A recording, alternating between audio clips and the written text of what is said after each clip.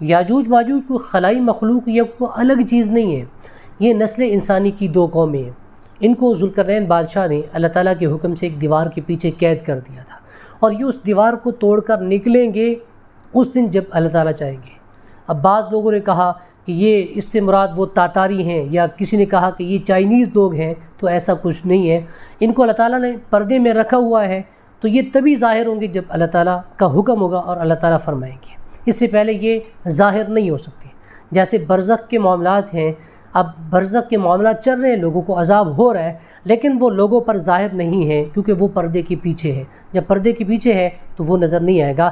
ہمیں حکم یہ ہے کہ ہم اللہ تعالیٰ کے احکامات کو، اللہ تعالیٰ کی چیزوں کو مانیں، چاہے ہمیں سمجھ میں آئے یا سمجھ میں نہ آئے۔ جب اللہ تعالیٰ نے کہہ دیا کہ ایسا ہے تو ہمیں تسلیم کر لینا چاہیے کہ ایسا ہے۔ اب ہم سوالات کریں، تلاش کریں ان کو کہ کہاں ہیں، کس جگہ موجود ہے، کون سی دیوار ہے، کس دیوار کے پیچھے ہیں، وہ کیا کر رہے ہیں، کس حالت میں ہیں۔ تو ہمیں جس چیز کا حکم ہے ہم اس کو کریں۔ ہمیں حکم یہ ہے کہ ہم آیات کا استحضار کریں، آیات کو پڑھیں، دجال کے فتنہ سے بچنے کے لیے سورہ کہف کی ابتدائی 10 آیات کا حکم ہے وہ پڑھیں۔ تو ہمیں یہ کرنے کا حکم ہے، باقی چیزوں کا ہمیں حکم نہیں ہے۔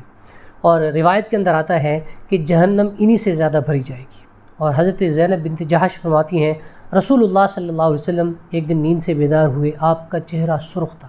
آپ نے فرمایا کہ اللہ تعالیٰ کے علاوہ کوئی معبود نہیں، اور ہلاکت ہو اہل عرب کے لیے۔ اور آپ نے فرمایا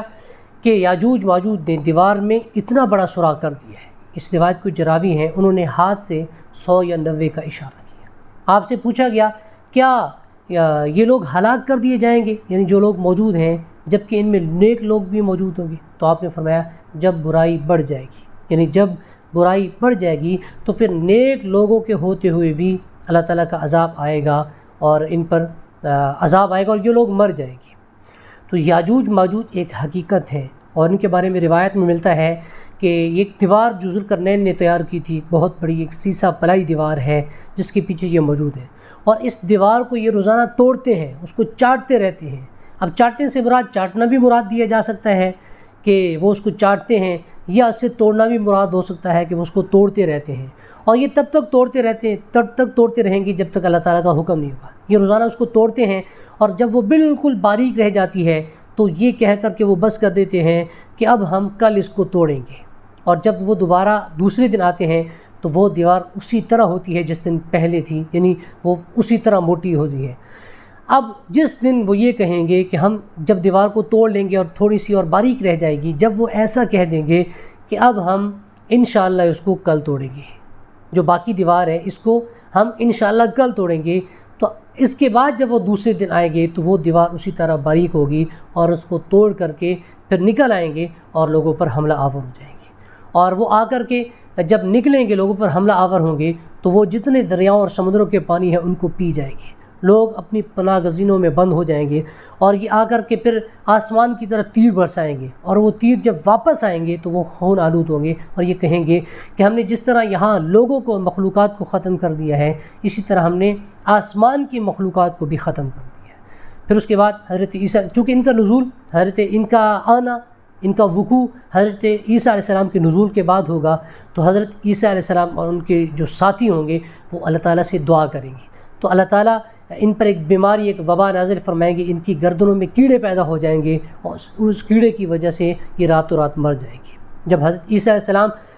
باہر نکلیں گے ان پناہ گزینوں سے لوگوں کے ساتھ، تو وہاں بالکل یہ لوگ ایسے پھیلے ہوں گے اور ایک بالش بھی جگہ نہیں ہوگی، تو وہ دعا کریں گے اللہ تعالیٰ سے۔ پھر اللہ تعالیٰ آسمان سے ایسی مخلوقات بھیجیں گے جن کی گردنیں اونٹوں کی طرح لمبی ہوں گی، اور وہ ان لاشوں کو اٹھا کر کے وہاں پھینکیں گے جہاں اللہ تعالیٰ کا حکم ہوگا۔ اس کے بعد اللہ تعالیٰ پھر بارش بھیجیں گے، اور وہ بارش آ کر کے زمینوں کو پاک کر دے گی، اور اللہ تعالیٰ کے حکم سے زمین میں غلے اگیں گے، اور ایسے ایسے اناج اگیں گے کہ ایک اناج ایک پوری جماعت کے لیے کافی ہو جائے گا، اور اس کا چھلکا لوگوں کے لیے وہ سائے کا کام دے گا، اور دودھ جو اتنا زیادہ ہوگا کہ وہ دودھ بڑے بڑے قبیلوں کے لیے کافی ہو جائے گا، ایک بکری کا دودھ ایک پورے خاندان کے لیے کافی ہو جائے گا۔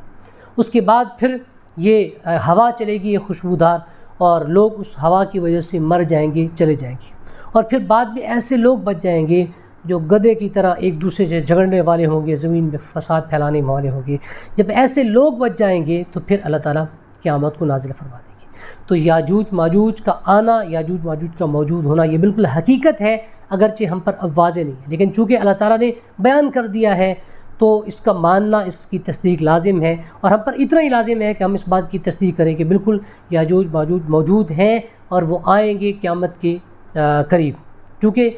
یاجوج ماجوج کا خروج جو ہے یہ قیامت کی علامات کبریٰ میں سے اس کو بیان کیا گیا ہے، تو ظاہر بات ہے کہ ان کا آنا یقینی ہے۔ ہم پر اتنا ہی لازم ہے کہ ہم اس پر یقین کر لیں، اور ہم ان سے بچنے کے لیے اور دجال سے بچنے کے لیے جو ہمیں احکامات دیے گئے ہیں، جو آیات بتائی گئی ہیں، ہم ان پر عمل کریں اور کوشش کریں کہ نیک اعمال کریں، تاکہ ہم جب قیامت دن اٹھائے جائیں تو ہم سرخرو ہوں، ہم حضرت عیسیٰ علیہ السلام کے ساتھ لوگوں میں موجود ہوں، ہم انبیاء کرام کے ساتھ اٹھنے والے لوگوں میں سے ہوں، اور ہم دجال کے فتنے سے بچ جائیں۔ تو دجال کے فتنے سے پناہ مانگنے کا حکم ہے، اس کا مطلب یہ ہے کہ اس کا مقابلہ کرنا آسان نہیں ہوگا، تو اس لیے حکم ہے کہ اس سے پناہ مانگی جائے، کیونکہ اس کو اللہ تعالیٰ ساری طاقتیں دے گے دجال کو، وہ مردوں کو زندہ بھی کرے گا، تو لوگ اسی وجہ سے اس کی بات مان لیں گے کہ جب یہ مردے کو زندہ کر رہا ہے تو شاید یہی اللہ ہے، یا شاید یہی کوئی بڑا ہے، اس کی مان لینی چاہیے، تو وہ تبھی اس کے فتنے میں مبتلا ہو جائے گی۔ اس وجہ سے حکم یہ ہے کہ دجال کے فتنہ سے حفاظت کی دعا مانگنی چاہیے۔ اپنا بہت سارا خیال رکھیے۔ اللہ حافظ۔